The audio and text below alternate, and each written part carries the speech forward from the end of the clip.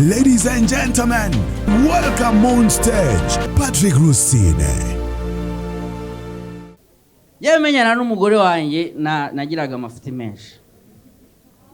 Nago nababeshye.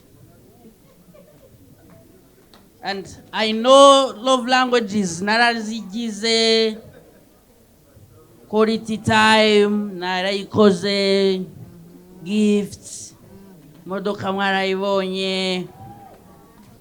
Ariko abantu bari bambwira ngo namuhaye imodoka none nyigendamo si yacu. None say, when you give your wife a car, what else do you expect from me? Kufata amavideo mubona ndi kuyoza se. Imodoka ikoreshwa ikisuku kugendamo. Uzamveba zambone wenda nyigenda muri butu cyangwa nge naricaye ku ipine. It's my wife's car. It's also my property. Because I'm also the one who...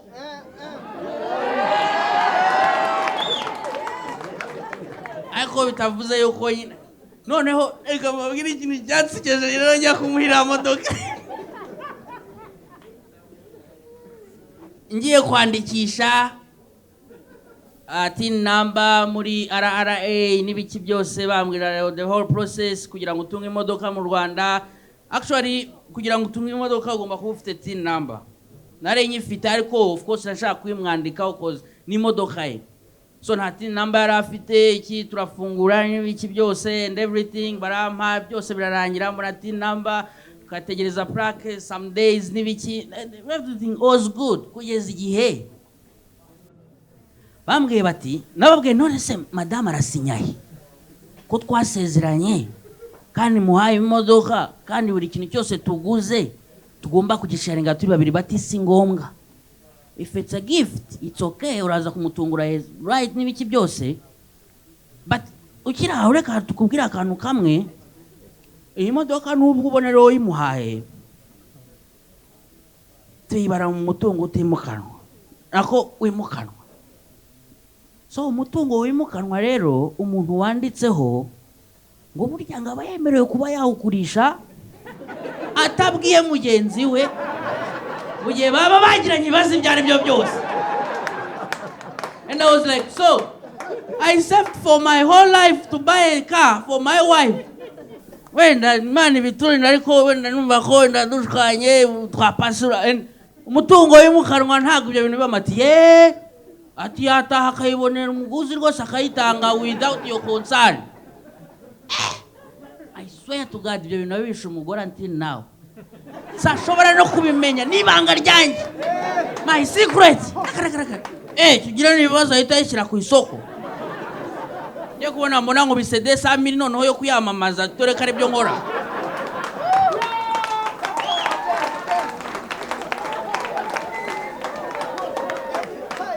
So twagiranaga ibibazo byinshi cyane before ariko byaturukaga kuri nge kuko love languages like ntago ari cyo kintu cyonyine umugore n'umugabo cyangwa umukunzi na mugenzi we bagomba kuganiraho.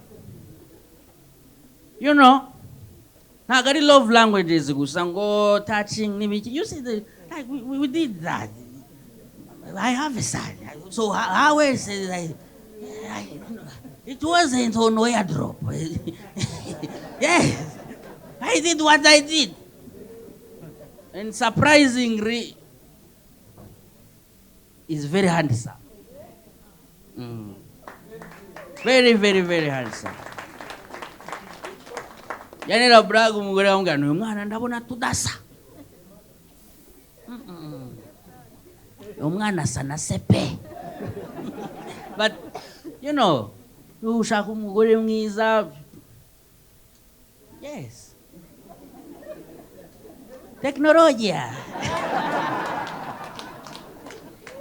So tugirana utubazo n'uduki twose and ngewe kera kambabwiza ukuri nari wa muntu urakara cause I love languages ariko hari na cyo bita fight languages. Ese ushwanye n'umuntu wawe ubigenza ute? Ese uri hasi? Ese uraceceka? Ese uragenda ukamuhunga like few days and you come back? Ese uvugira hejuru? Ngewe nari uwo wanyuma rero. ewa nahitaga nsara nkahita mbyimba ewa nakagataye kanjye uri kundeba na kametero imwe na santimetero veri kagahita kagira kagatuma nkareja gutya ewa yose nkayuzura ibintu byose nkahumanganya nkasara bavuza induru. One day tugirana ikibazo rero, tumaze gushwana ewa ndarakara cyane, ninjoro mu makosa. Do you know why? She's here. And kwari yunze. And this is my show. Ngomba kubijyana mu murongo mbishakamo kuko at the end of today I will be home. And I want to be safe.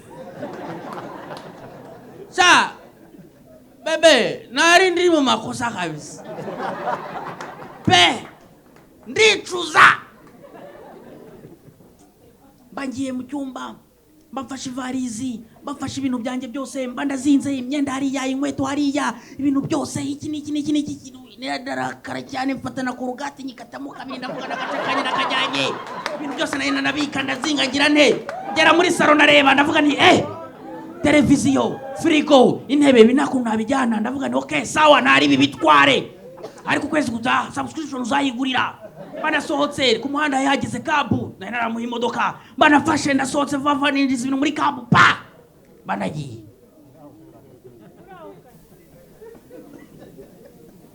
Fight language irarangira neza neza. Ariko love languages kwa twarazikozeho neza. We even had a future. Kwa dufite a joint account. Yes. Ya bank yo gushira amafaranga ya saving tuvuga tuti ay mafaranga mara kuba like 20 or 30 millions we do a wedding. Tukifungura I remember nara namubwiye mukize ku ruhande hari ya mutera bari ndamushyira ku ruhande namubwira nti rero reka dushyira hayo dufite just in case you know ubuzima burahinduka maybe tomorrow and iki sheja shobora wenda kunyirukana you never know. Bitangaje na mufite menshi nagiraga yagiye atanyirukaye you know iki byose. So reka du saving for the future. Ducyo ufite utuzane nanjye you know I have money, I work, I'm a celebrity, I contribute, and then ashiraho 1M niyo yari afite imbere n'inyuma nanjye nshiraho desa zanjye bamwe na magarabi. Izo desa njye was my current in twa dufaranga twa communication n'ibiki. Ariko we 1M I think yari saving yawe yose pe. Imiliyoni mwe na magarabi tuyiterekaho and then turavuga tudakora wedding. So ni muri kabu ndi kugenda nje nashwanye nawe nari nuyiremera. I remember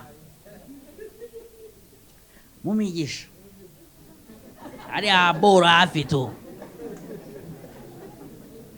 ariko wowe bite wowe nyine niko hitwa nyine ariko why ariko byarahindutse.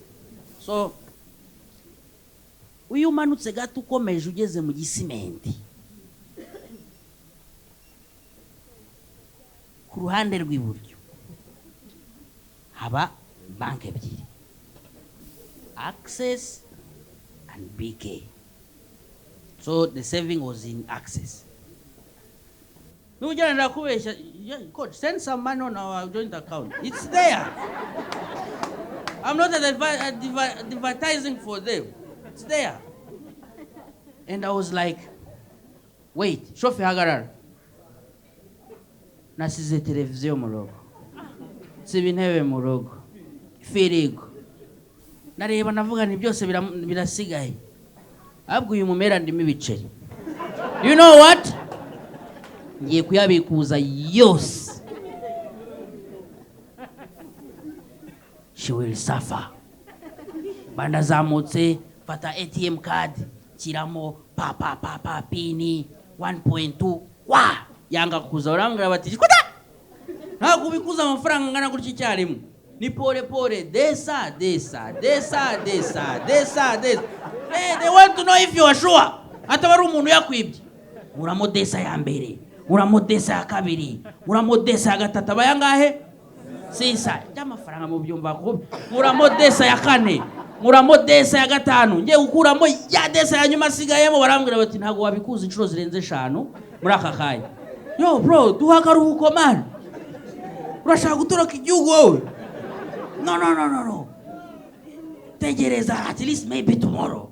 I was like okay, next day I will be here at 2 a.m. in the morning. Yenda nsubira muri kabu and then ndavuga ni kwanza reka ngiye mu kabari bino bintu by'imibagize. Nkicara mu kabari umva buri muntu wese namubonaga gomba kuba yiteretse like icupa rya G69 on anything ari taraza. I advertised for you and you didn't ask for it. Course abajyana mu barakubeshya. You know sasiyo bori zagera mu ruhango ute nutayaba influencer ngo twitwikire. Uzahura wifotoza uri kuyinywa tu. Ari abantu batagira internet. Kege tugeza mu bantu baturage bo hasi. Hey, you know how to do it. Bring it on Kiss. Yes, muri drive show. Hey, and we advertise for it. Then I gonza guenda. You know you are my brother. Hey, you know. By the way, thank you so much Kiss FM for giving me adverts and helping me. Na team yose ya Kiss FM kuba baje ahangaha. I love you guys. Mwambere abantu beza cyane since day one I was there. Actually ntago nari nzi ko journalism cyangwa se ibintu bya mass media and communication ari ibintu wenda nzakuramo umugati mu buryo mwe cyangwa ubundi, but you guys you showed me that it's possible. Thank you so much. Boneraho no gushimira Institut Français for the venue. Rona hano ni heza, the lighting, the stage, the sound, byose it was free. I paid nothing. Thank you so much Institut Français for the venue, for the sound, for the lights. I'm so happy and I wish you to keep the good spirit, you know. And guys, people are going to ask me, why did I charge since the venue was free? And my performers are going to say, okay, you pay us. You guys, I have a family. Babu, Mike, Iryn, Sano, you guys, you are single. I have a family, I have a son, I have a mother, you know, the expenses, Pampers, Zara hands.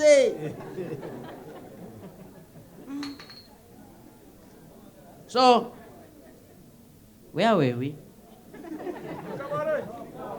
Murikabu, Mukabari, aburyo gafite, you know. So,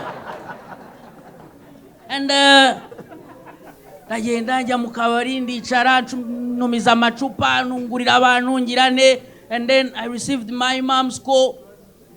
I was like, you ufite amafaranga confidence numenya hano zikuye. Mama ambwira bite bimeze bite? Yeah, you know, mwana wanjye rero urumva wa muntu dukamisha amata yaraje ashize ukwezi n'igice tumuri 900 akoma waguze inka kweli. Sahura mu bintu byo gukamisha bibazo uzabivamo. No mwana wanjye nkirahenda urumva inyana igura 500 ariko uragura inyana ujye kuyishyiraho ubwatsi utegereza amezi 9 ibyareki kuri ngayi iri konsa wowe iri biratanga amata. Ambye ati ni 700 ati it's sent bayeka n'ibiki byose abantu bambaza ubuntu bw'udeni ni wiki njya kuri nuza ingi ya status ndareba mbona amakomisiyoni bamamaza amazu navuga ni iranzo sinzana yisubira mu nagasuzuguro kuba nyuma yo kungurira ibikoresho ageze na hano habinyurira agira ati bitanishyura rent like 2 months navuga ni ngewe kabe gato nkabemo and I will rise hiraho. I remember nisigaranye nk'ibihumbi nka 42 ready naguriye maminga. I received a phone call from my wife. Banza kwanga kumwitaba nyuma mbona nta kundi ninamwitaba, and she was crying saying sorry. tutitaye kuwari akajundi, tutitaye kufita amakosa. Patrick, I'm very sorry. At least let's meet. I said, no, I don't want to meet with you. No, where are you? There is this sound they have. Iyo uri guhakana. Iyo uribena kuri telefone iyo muri kumwe ntago wamuhakanira. Arakubwira ati none se waretse tukabigenza gutya nabwo bati oya. Yesu uko mbitekereza. Ati nyamara wareka tukabikora. Ibintu byose utangira kubyemera. Promise me you kutazanshima. Yes, I will never. Promise me you will be the president. Chane. President of which country? Promise me you will be also a first lady. Yes, babe. You and or me. I can even be a first lady for you. And you become a president.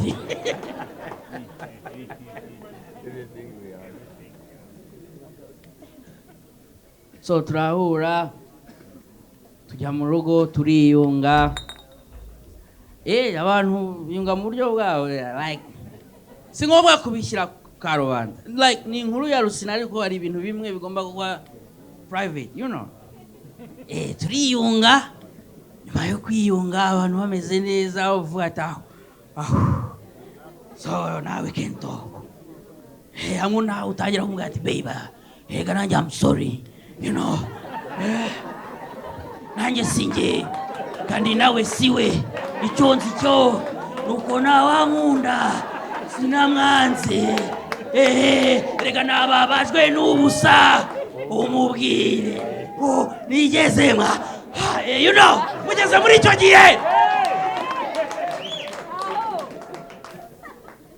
arambwira ati ariko baby uziko like uriya muhungu wawe aramenyera. I was like, how? Uziko ya karita ya banki nayishatse ndayibura.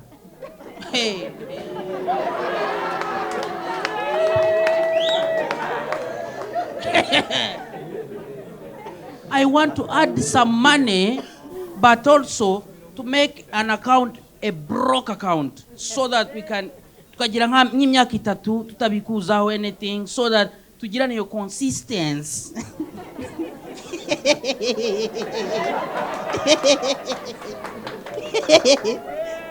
Ndi muri ya mood nyine. You know baby. It was very tough. This is the best moment of my life.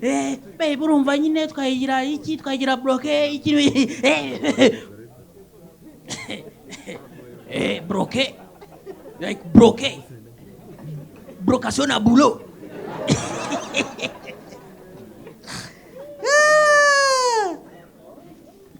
So abantu bibazaga inkuru ya Rusine ngo why did I charge? That's why I charge. We have to pay that money.